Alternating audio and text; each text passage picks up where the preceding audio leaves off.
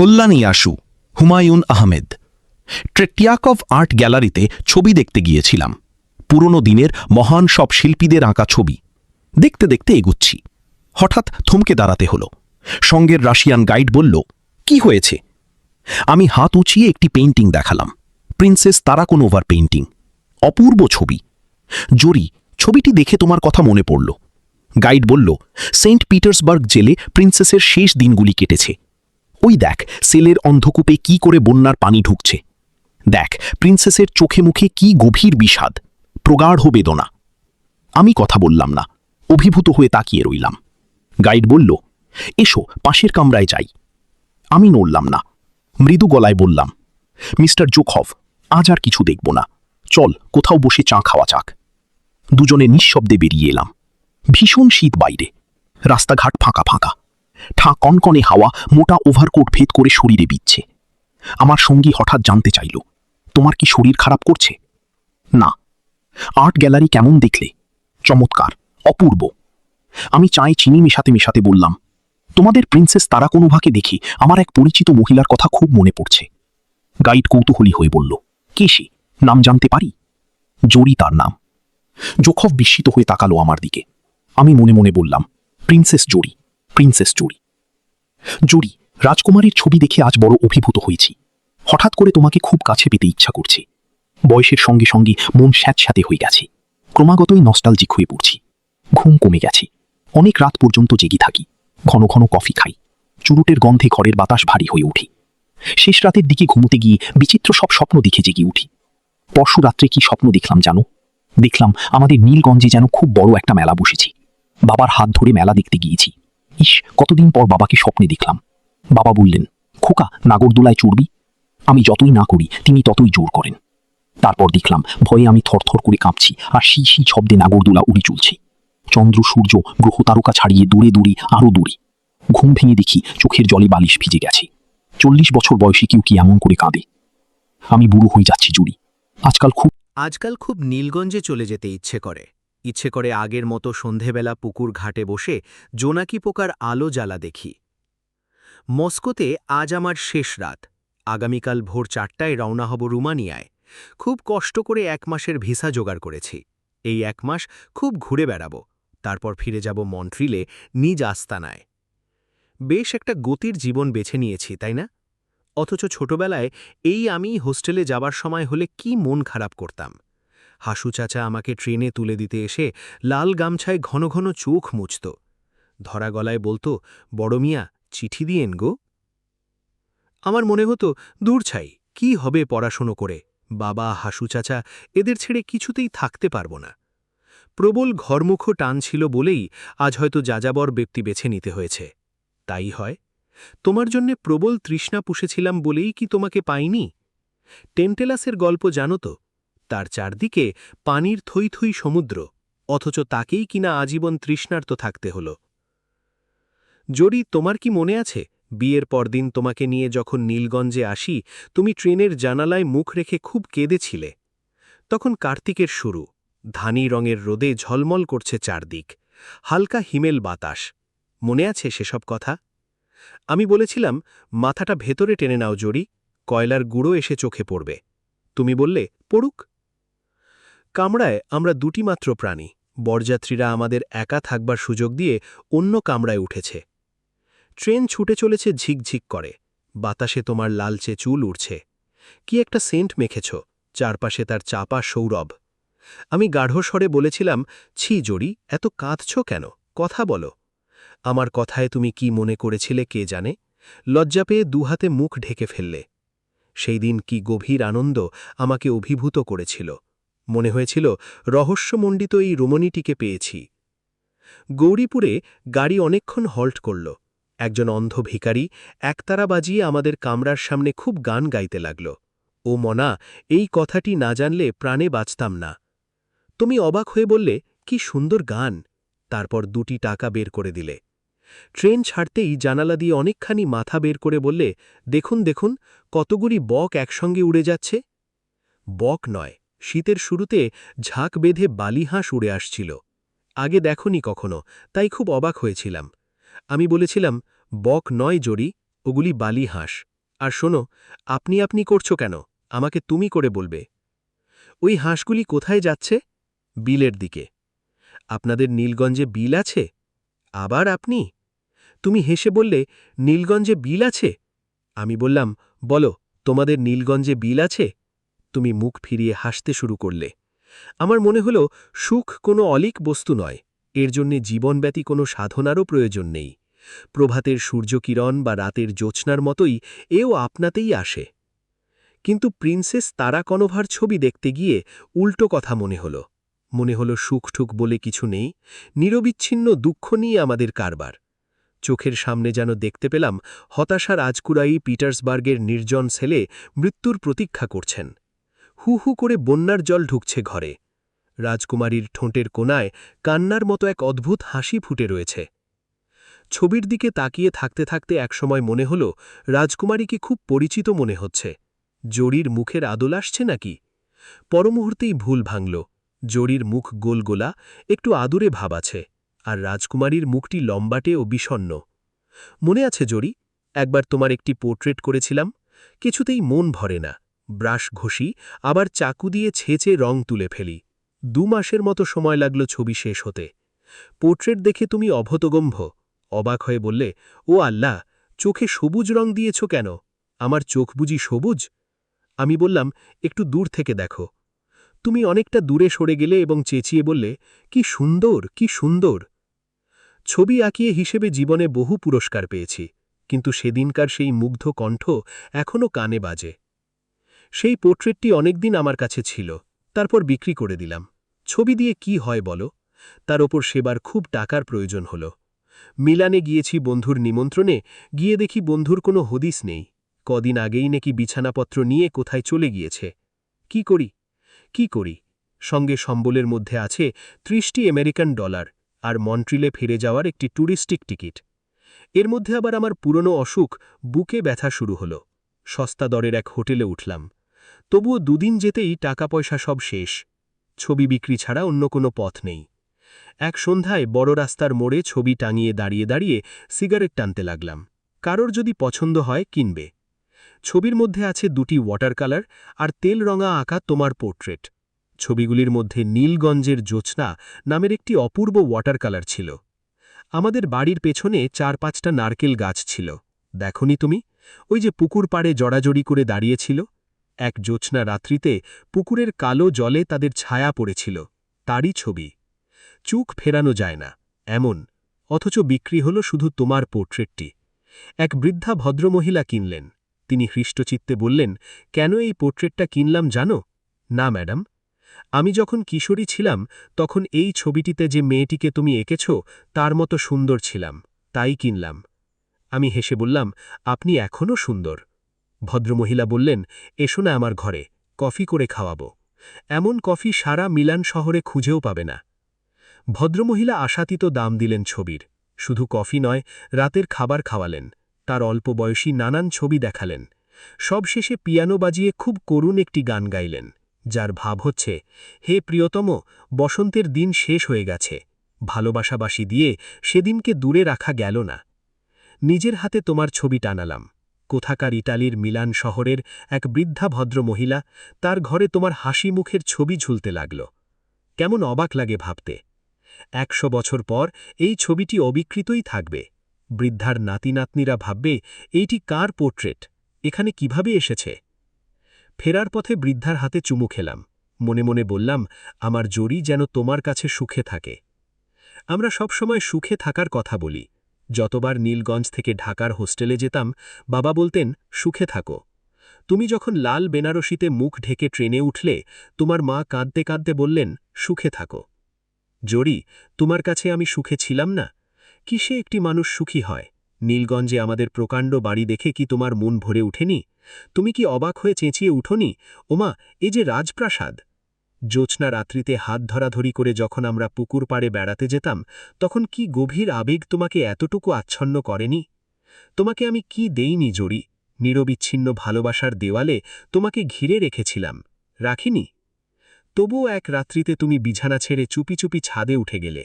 আমি দেখলাম তুমি পাথরের মূর্তির মতো কার্নিস ঘেঁষে দাঁড়িয়ে আছো। বুকে ধক করে একটা ধাক্কা লাগল। বিস্মিত হয়ে বললাম, কি হয়েছে জরি? তুমি খুব স্বাভাবিক গলায় বললে, কই কিছু হয়নি তো। তারপর নিঃশব্দে নিচে নেমে এলে। তোমার মধ্যে গভীর একটি শূন্যতা ছিল, আমি তা ধরতে পারিনি। শুধু বুঝতে পারছিলাম তোমার কোনো কিছুতেই মন লাগছে না। সে সময়ে এসে নিপ বনের নাম দিয়ে আমি চমৎকার একটি পেইন্টিং করছিলাম। আকাশে আষাঢ়ের ঘন কালো মেঘ, একটি ভাঙা বাড়ির পাশে একটি প্রকাণ্ড ছায়াময় কদম গাছ, এই নিয়ে আঁকা। আমার শিল্পী জীবনের ভালো কটি ছবির একটি। ভেবেছিলাম বিয়ের বছরটি ঘুরে এলে তোমাকে এই ছবি দিয়ে মুগ্ধ করব, কিন্তু ছবি তোমাকে এতটুকুও মুগ্ধ করল না। তুমি ক্লান্ত গলায় বললে, 1 বছর হয়ে গেছে বিয়ের? ইস, কত তাড়াতাড়ি সময় যায়। তোমার কণ্ঠে কি সেদিন একটি চাপা বিষাদ ধ্বনিত হয়ে উঠেছিল? ক্রমে ক্রমে তুমি বিষণ্ণ হয়ে উঠতে লাগলে। প্রায়ই মাঝরাতে ঘুম ভাঙলে দেখতাম তুমি জেগে বসে আছো। অবাক হয়ে বলেছি, কি হয়েছে জরি? কই কিছু হয়নি তো। ঘুম আসছে না? আসছে। বলেই তুমি আবার কুণ্ডলি পাকিয়ে শুয়ে পড়লে। কিন্তু তুমি জেগে রইলে, অথচ ভান করতে লাগলে যেন ঘুমিয়ে আছো। আমি বললাম, জরি, সত্যি করে বলো তো তোমার কি হয়েছে? কিছু হয়নি। কোথাও বেড়াতে যাবে? কোথায়? কক্সবাজার যাবে? হোটেল ভাড়া করে থাকব। ভাল লাগে না। আরও অনেকদিন পর এক সন্ধ্যায় ঘন ঘোর হয়ে মেঘ গড়ল। রাত বাড়ার সঙ্গে সঙ্গে শুরু হলো ঝড়। দড়াম শব্দে এক একবার আছড়ে পড়ছে জানালার পাই। বাজ পড়ছে ঘন ঘন। ঘরের লাগোয়া জামগাছে শোঁ শোঁ শব্দ উঠছে। দুজনে বসে আছি চুপচাপ। তুমি হঠাৎ একসময় বললে, তোমাকে একটা কথা বলি, রাখবে? আমি বিস্মিত হয়ে বললাম, কি কথা? আগে বলো, রাখবে? নিশ্চয়ই রাখব। তুমি তখন আমাকে তোমার আনিস স্যারের গল্প বললে, যিনি কলেজে তোমাদের অঙ্কের প্রফেসর ছিলেন। খামখেয়ালির জন্যে যার কলেজের চাকরিটি গেছে, এখন খুব খারাপ অবস্থায় আছেন। কোনো রকমে দিন চলে। তুমি আমাকে অনুরোধ করলে নীলগঞ্জের নতুন কলেজ যে হচ্ছে, সেখানে তাকে একটি চাকরি জোগাড় করে দিতে। তুমি উজ্জ্বল চোখে বললে, আনিস স্যার মানুষ নন, সত্যি বলছি, ফেরেশতা। তুমি আলাপ করলেই বুঝবে। আমি বললাম, নীলগঞ্জের কলেজের এখনও তো অনেক দেরি, মাত্র জমি নেয়া হয়েছে। হোক দেরি, আনিস স্যার ততদিন থাকবে আমাদের এখানে। নিচের ঘর তো খালিই থাকে। একা মানুষ, কোনো অসুবিধা হবে না। একা মানুষ? মেয়ে আর বউ দুজনের কেউই বেঁচে নেই। একদিনে দুজন মারা গেছে কলেরায়। আর মজা কি জানো, তার পরদিনই আনিস স্যার এসছেন ক্লাস নিতে। প্রিন্সিপাল স্যার বললেন, আজ বাড়ি যান, ক্লাস নিতে হবে না। আনিস স্যার বললেন, বাড়িতে গিয়ে করবোটা কি? কে আছে বাড়িতে? আমি বললাম, চিঠি লিখলেই কি তোমাদের স্যার আসবেন এখানে? হ্যাঁ, আসবেন। আমি লিখলেই আসবেন। লিখব স্যারকে? বেশ, লেখো। তুমি সঙ্গে সঙ্গে চিঠি লিখতে উঠে গেলে। সে চিঠি শেষ হতে অনেক সময় লাগল।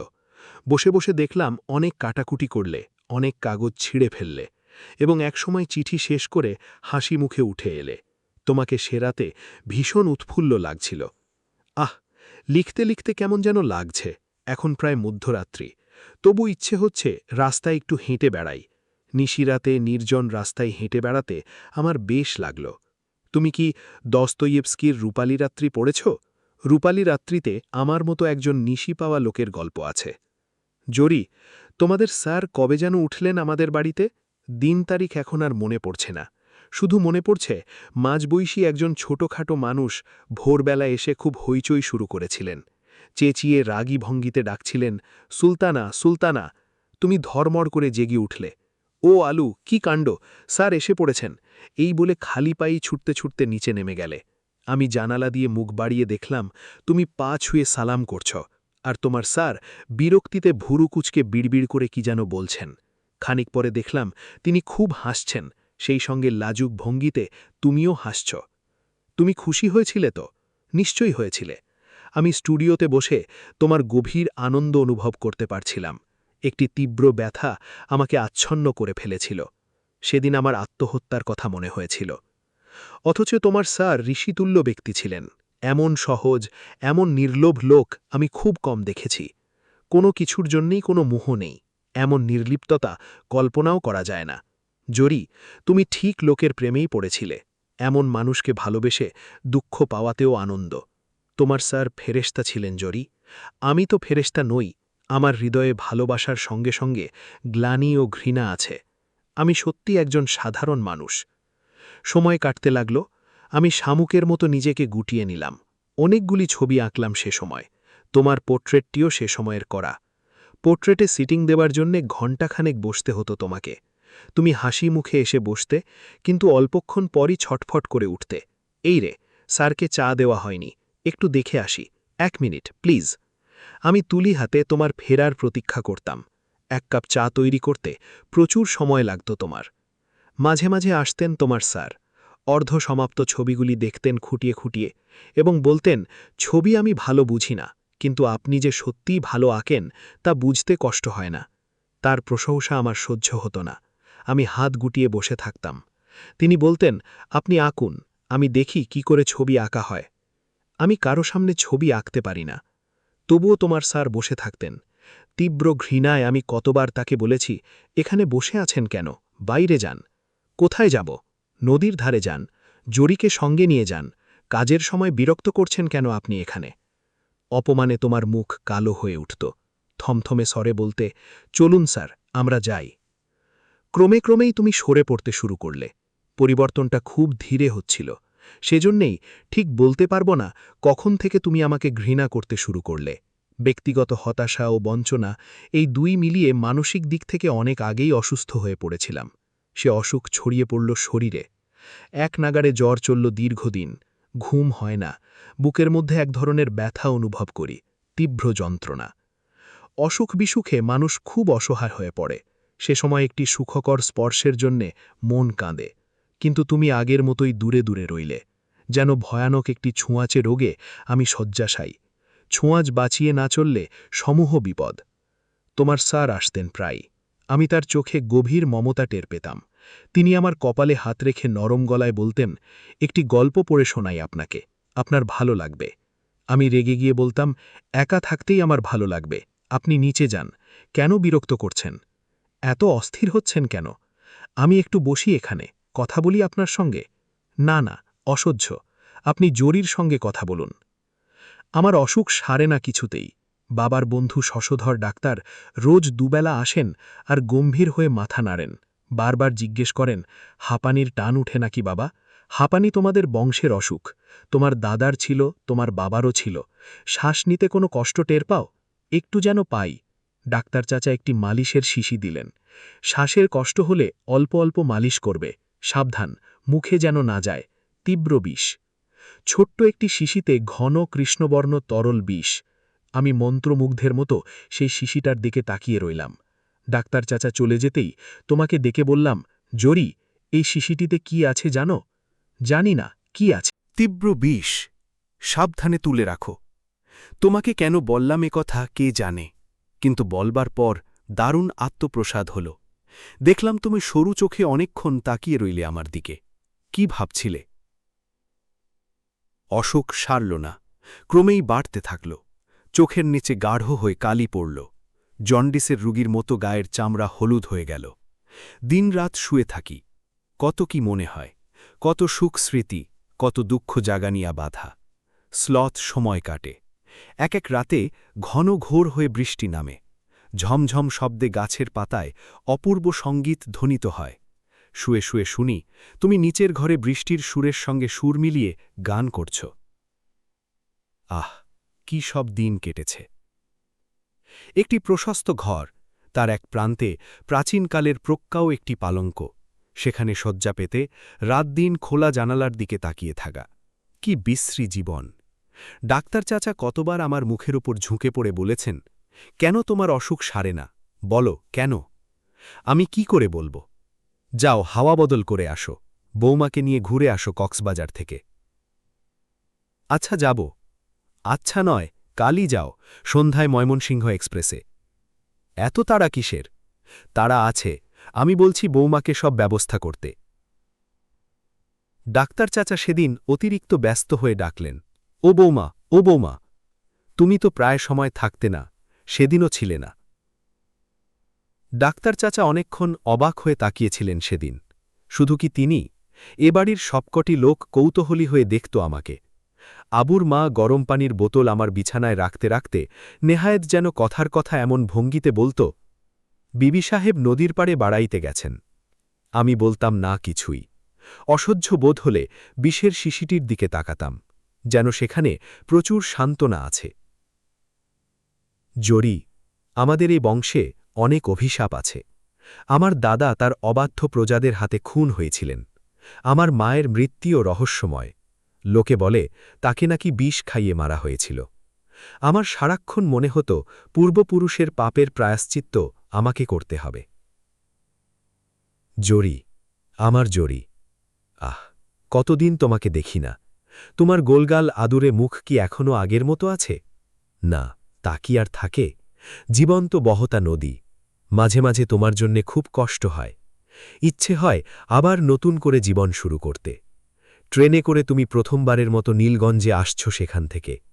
ওই যে গৌরীপুরে ট্রেন থেমে থাকল অনেকক্ষণ, একজন অন্ধ ভিখিরি একতারা বাজিয়ে করুণ সুরে গাইল, ও মনা, এই কথাটি না জানলে প্রাণে বাঁচতাম না। ও মন, ও মনা। তুমি ভিখিরিকে 2টি টাকা দিলে। তোমার কথা মনে হলেই কষ্ট হয়। ভালোবাসার কষ্ট আমার চেয়ে বেশি কে আর জানবে বলো? তোমার ব্যথা আমি সত্যি সত্যি অনুভব করেছিলাম। তোমার স্যার যেদিন নিতান্ত সহজ ও স্বাভাবিক ভঙ্গিতে বললেন, সুলতানা, আমার সুটকেসটা গুছিয়ে দাও, আমি ভরে যাচ্ছি, তখন তোমার চোখে জল টলমল করে উঠল। তোমার স্যার সেদিকে লক্ষ্যও করলেন না। সহজ ভঙ্গিতে এসে বসলেন আমার বিছানার পাশে। গাঢ় স্বরে বললেন, আপনি জরিকে নিয়ে সমুদ্রের তীরে কিছুদিন থাকুন, ভালো হয়ে যাবেন। আমি বললাম, না না, আমি যাব না, সমুদ্র আমার ভালো লাগে না। আপনারা দুজনে যান, সমুদ্র তীরে সবসময় দুজন করে যেতে হয়, এর বেশিও নয়, এর কমও নয়।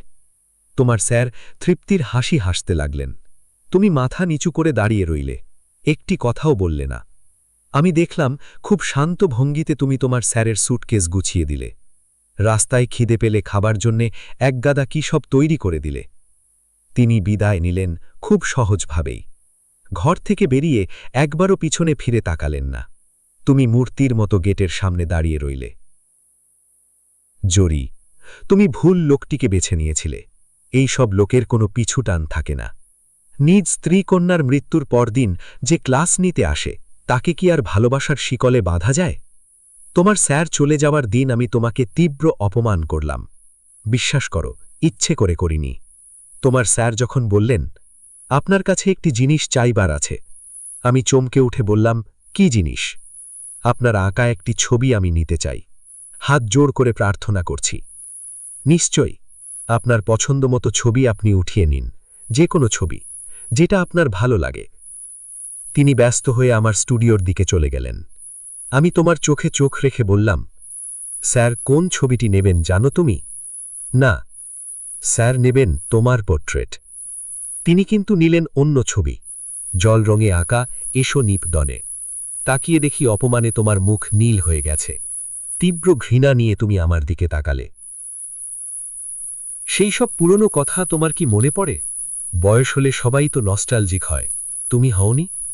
কুটিল সাপের মতো যে ঘৃণা তোমার বুকে কিলবিল করে উঠেছিল, তার জন্যে কি তোমার কখনো কাঁদতে ইচ্ছে হয় না? তুমি কাঁদছ, এই ছবিটা বড় দেখতে ইচ্ছে করে। তোমার স্যার চলে যাওয়ার পর তুমি কি করবে তা কিন্তু আমি জানতাম জরি। তোমার তো এছাড়া অন্য কোনো পথ ছিল না। মিছিমিছি তুমি সারা জীবন লজ্জিত হয়ে রইলে। আমি তোমাকে চন্দ্রনাথ পাহাড়ে বেড়াতে নিয়ে যেতে চেয়েছিলাম, তুমি বলেছ না। তোমাকে কিছুদিন তোমার বাবা মায়ের কাছে রেখে আসতে চেয়েছিলাম, তুমি কঠিন স্বরে বলেছ না। কতবার বলেছি বাইরে থেকে ঘুরে এলে তোমার মন ভালো থাকবে, তুমি শান্ত স্বরে বলেছ আমার মন ভালোই আছে। আমি জানতাম ঘৃণার দেওয়ালে বন্দী হয়ে একজন মানুষ বেশি দিন থাকতে পারে। তোমার সামনে 2টি মাত্র পথ, 1 মরে যাওয়া, আর 2। কিন্তু মরে যাওয়ার মতো সাহস তোমার ছিল না, কাজেই দ্বিতীয় পথ যা তুমি বেছে নেবে তার জন্য আমি অপেক্ষা করছিলাম। এও এক ধরনের খেলা। আমি জানতাম তুমি এবারও পরাজিত হবে, পরাজয়ের মধ্যেই আসবে জয়ের মালা। উৎকণ্ঠায় দিন কাটতে লাগল, কখন আসবে সেই মুহূর্তটি? সেই সময় আমি নিজেকে ঠিক রাখতে পারব তো? সেই মুহূর্তটির কথা তোমার কি মনে পড়ে কখনো? ঘন হয়ে শীত পড়ছে, শরীর খানিক সুস্থ বোধ হওয়ায় আমি কম্বল মুড়ি দিয়ে বসে আছি। সন্ধ্যা মিলাতেই ঘরে আলো দিয়ে গেল। তারও কিছু পর তুমি এলে চা নিয়ে। চায়ের পেয়ালা এগিয়ে দিতে গিয়ে চা ছলকে পড়ল মেঝেতে। বিড়বিড় করে তুমি কি যেন বললে। আমি তাকালাম টেবিলের দিকে। বিষের সেই শিশিটি নেই। তুমি অপলকে তাকিয়েছিলে আমার দিকে। আমি হেসে হাত বাড়িয়ে দিলাম চায়ের পেয়ালার জন্যে। তুমি জ্ঞান হারিয়ে এলিয়ে পড়লে মেঝেতে। হেরে গেলে জড়ি। তোমাকে এরপর খুব সহজেই জয় করা যেত, কিন্তু আমি তা চাইনি। সব ছেড়ে ছুড়ে চলে এলাম। অল্প কদিন আমরা বাঁচি, তবুও এই সময় কত সুখ দুঃখ আমাদের চারপাশে নেচে বেড়ায়, কত গ্লানি, কত আনন্দ আমাদের চারপাশে নেচে বেড়ায়, কত শূন্যতা বুকের ভেতরে হাহা করে। জরি, এখন গভীর রাত্রি, আর কিছুক্ষণের মধ্যেই পোর্টার এসে দরজায় নক করবে। বিমান কোম্পানির মিনিবাস এসে দাঁড়াবে দোরগোড়ায়। আবার যাত্রা শুরু। আবার হয়তো কোনো এক পেইন্টিংয়ের সামনে দাঁড়িয়ে তোমার কথা মনে পড়বে। আবার এরকম লম্বা চিঠি লিখব, কিন্তু সেসব চিঠি কখনো পাঠাবো না তোমাকে। যৌবনে হৃদয়ের যে উত্তাপ তোমাকে স্পর্শ করতে পারেনি, আজ কি আর তা পারবে? কেন আর মিছে চেষ্টা?